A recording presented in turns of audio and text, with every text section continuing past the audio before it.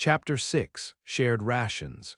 The silence that followed the hum was heavy, filled only with the crackle of the beacon and the creature's rhythmic breathing. Elias reached into his tunic and pulled out a small, dry hunk of bread. It was the last of his rations, a piece of sustenance he had intended to keep for the morning.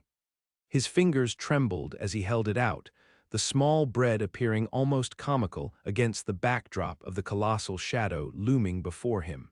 The creature shifted, its massive head lowering. Its eyes, vast, swirling pools of gray that seemed to contain galaxies of dust, focused on the offering.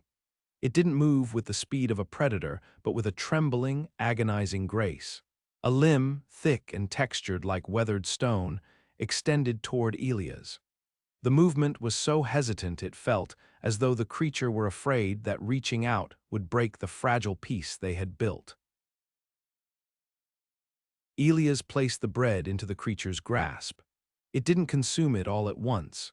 It held the bread with a delicate, reverent touch, its shadow fingers wrapping around the crust as if it were a holy relic. It took a small piece, its jaw moving with a soft, grinding sound, and for a moment the weeping stopped. The creature closed its eyes, a shuddering breath escaping its form, and for the first time since Elias had found it, the entity seemed to relax.